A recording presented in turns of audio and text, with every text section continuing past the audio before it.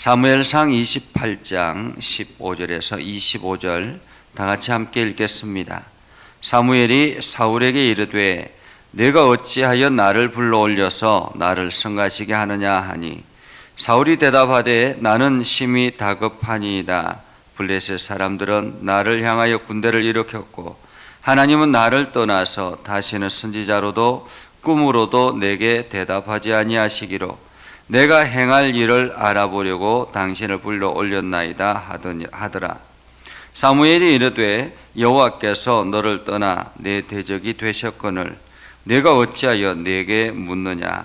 여호와께서 나를 통하여 말씀하신 대로 내게 행하사 나라를 내 손에서 떼어 내 이웃 다윗에게 주셨느니라.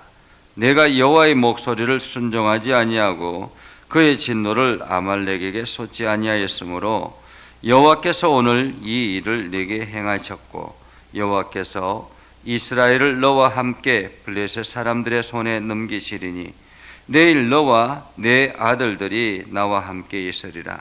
여호와께서 또 이스라엘 군대를 블레셋 사람들의 손에 넘기시리라 하는지라. 사울이 갑자기 땅에 완전히 엎드러지니 이는 사무엘의 말로 말미암아 심히 두려워하며 또 그의 기력이 다하였으니 이는 그가 하루 밤낮을 음식을 먹지 못하였음이니라. 그 여인이 사울에게 이르러 그가 심히 고통당함을 보고 그에게 이르되 여종이 왕의 말씀을 듣고 내 생명을 아끼지 아니하고 왕이 내게 이르신 말씀을 순종하였사오니 그런즉 청하건대 이제 당신도 여종의 말을 들으사 내가 왕 앞에 한 조각 떡을 드리게 하시고 왕은 잡수시고 길 가실 때에 기력을 얻으소서 하니 사울이 거절하여 이르되 내가 먹지 아니하겠노라 하니라. 그의 신하들과 여인이 강권하매 그들의 말을 듣고 땅에서 일어나 침상에 앉으니라. 여인의 집에 살찐 송아지가 있으므로 그것을 급히 잡고 가루를 가져다가 뭉쳐 무교병을 만들고 구워서 사울 앞에와 그의 신하들 앞에 내놓으니 그들이 먹고 일어나서 그 밤에 가니라. 아멘. 오늘도 하나님의 은혜가 여러분의 삶에 가득하기를 바랍니다. 여러분의 삶을 통해서 하나님의 능력이 세상으로 흘러가기를 주님의 이름으로 축복합니다. 사람들이 미래에 대해서 불안을 가지기 시작하면 그 미래에 대해서 어떻게 알까? 미래를 어떻게 우리가 알 수 있을까라는 고민을 하게 됩니다. 그러면서 많은 사람들이 무속인들을 찾게 되지요. 무속인들을 찾게 되고 요즘은 이 무속인들뿐만 아니라 관상을 보거나 손금을 보거나 사주를 보거나 혹은 타로나 이러한 것들을 통해서 미래를 예측하려고 합니다. 미래를 예측한다라는 거 여러분 가능하겠습니까? 하나님께서 성경을 통해서 말씀하시기를 우리 인생에 미래를 알 수 없게 하신 것은 하나님의 은혜라라고 말씀하셨습니다. 여러분 만약에 우리의 미래가 밝히 알 수 있다면 어떻게 될까요? 사람들은 늘 그 미래의 두려움 때문에 미래에 일어날 일들 때문에 두려움에 가득 차 있지 않겠습니까? 그리고 그 미래를 바꾸려고 노력하겠지요. 하나님께서는 그러한 혼란을 잠재우기 위해서 인간에게는 미래를 알 수 없는 그러한 은혜를 허락해 주셨다라고 성경은 말하고 있습니다. 그럼에도 불구하고 사람들은 불안이 찾아오기 시작하면 현재 내 눈앞에 보여지는 여러 가지 어려움과 환난 가운데서 그 환난을 벗어나기 위해서 미래를 점치는 그러한 일들, 무속인들을 찾아갑니다. 특별히 무속인들을 찾아가는 사람들 중에서 신앙인들도 상당히 있다라고 이야기를 하죠. 그들도 여전히 미래에 대해서 궁금하기 때문에 그렇습니다. 오늘 성경은 한 무너진 신앙인의 모습을 무너진 신앙인의 말로를 우리는 봅니다. 사울이 처음에 왕으로 등극했을 때는 얼마나 믿음이 있는 사람이었습니까? 하나님을 철저하게 신뢰하였고 하나님 보시기에도 괜찮았지만은 사람들 보기에도 참 괜찮은 사람이다라고 이야기했을 정도로 사울은 아주 준수한 사람이었습니다. 그런데 그가 신앙이 무너지기 시작하자, 자기의 권력욕에 쌓여서 신앙이 무너지기 시작하자 급격하게 무너지는 그러한 모습을 봅니다.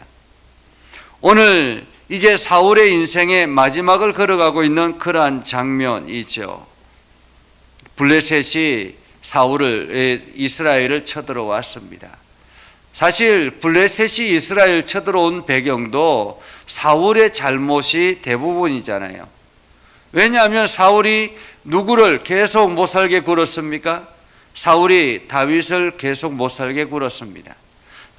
다윗을 보면 무조건 잡아 죽이려고 했습니다. 다윗은 어떤 사람이었습니까? 전쟁에 나가면 늘 앞장섰던 사람이었습니다. 그리고 반드시 승리를 가지고 돌아왔던 사람이었습니다. 이스라엘에게 있어서도 다윗은 아주 중요한 사람이었지만은 반대편 이스라엘의 적들에게 있어서 다윗의 존재는 어떠했을까요? 굉장히 두려움의 존재가 아니었겠습니까? 다윗이 나오면 반드시 전쟁에서 실패를 하니 그들은 다윗이 두려운 존재였겠지요. 그런데 그 다윗이 블레셋에 망명을 신청했습니다.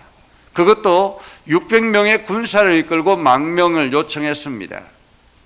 블레셋 사람들은 기회다라고 생각하지 않았겠습니까? 다윗이 용병이 되어서 자기네 편에 서겠다라고 이야기를 하니 얼마나 기세등등하겠습니까? 이제 이스라엘에는 용맹한 장수가 없다라고 생각하지 않았겠습니까? 그래서 블레셋의 아기스 왕이 군대를 이끌고 이스라엘을 쳐들어왔던 것입니다. 이스라엘을 쳐들어오자 이 이스라엘의 사울 왕은 두려움에 가득 차기 시작했습니다. 그래서 하나님 앞에 묻기 시작하죠. 하지만 하나님은 대답하지 않습니다. 꿈으로도 말씀하지 아니하고 우림으로도 말씀하지 아니하고 선지자로도 말씀하지 아니하고 하나님은 전혀 사울에게 어떤 말씀도 하지 않았다라는 것입니다. 이스라엘은 지금까지 살아오면서 늘 전쟁에서 하나님 앞에 묻고 기도하며 나아갔던 그러한 민족이었습니다. 그런데 아무런 반응이 없습니다. 하나님의 메시지가 없습니다. 사울은 점점 두려움에 가득 차기 시작하죠. 그래서 하나님의 말씀에 그 신접한 여인을 찾지도 말고 죽이라라고 말씀하셨는데 사울이 그 신접한 여인을 찾아왔습니다. 그리고는 신접한 여인에게 이야기하죠. 사무엘을 급하게 불러올리라. 급하게 불러올리라. 그렇게 해서 신접한 여인이 사무엘을 불러올렸습니다. 여러분, 이 신접한 여인이 사무엘을 불러올렸는데 그 사무엘이 어떤 사무엘이었을까요? 귀신이지 않겠습니까? 이미 사무엘은 죽었는데 귀신이지 않겠습니까? 그런데 사울은 지금 이 귀신이 하는 소리가 사무엘의 소리로 들리는 것입니다. 사무엘이 사울에게 이렇게 이야기합니다. 내가 어찌하여 나를 불러올려서 나를 성가시게 하느냐? 사실 우리가 TV 드라마나 이러한 데 보면 점치는 사람들, 이게 귀신이 접해서 들어와서 이야기할 때 제일 먼저 하는 것을 보면 호통치는 것이었던 것 같습니다.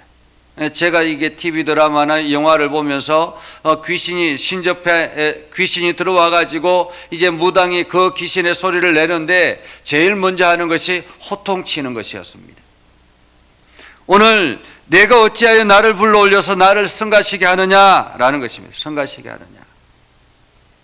그러자 사울이 이야기합니다. 나는 심히 다급하니이다. 나는 심히 다급하니이다. 심히 다급하다라는 말은 무슨 뜻입니까? 내가 심히 불안합니다 라는 말이죠. 심히 불안합니다.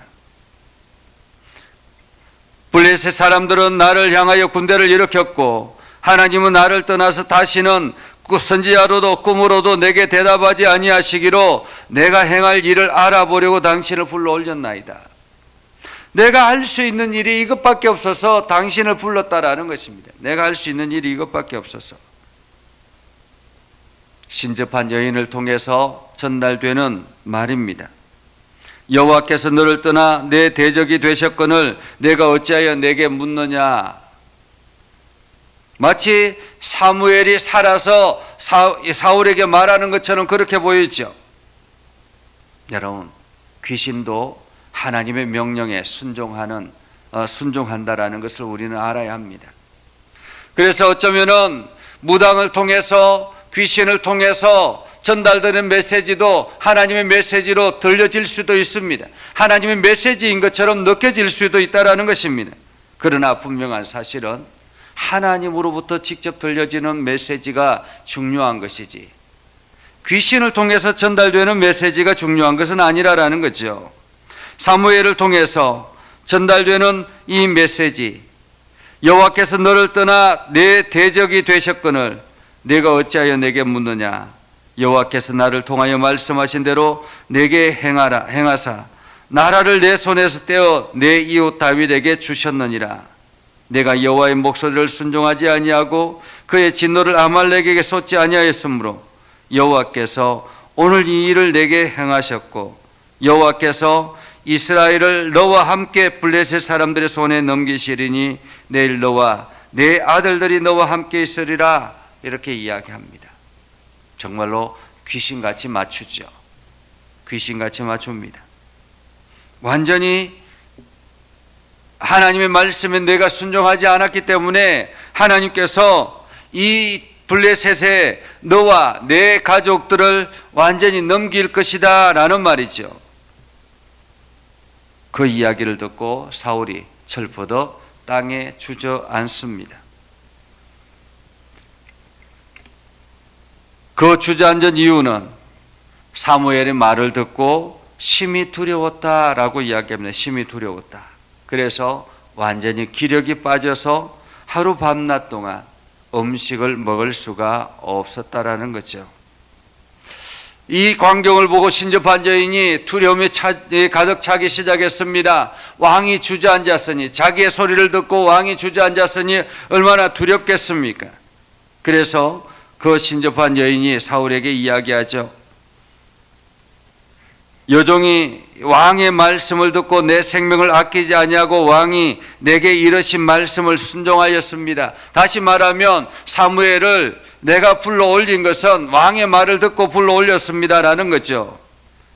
그러니 이 떡 한 조각을 드시고 갈 때 기력을 되찾아서 가십시오라고 이야기합니다.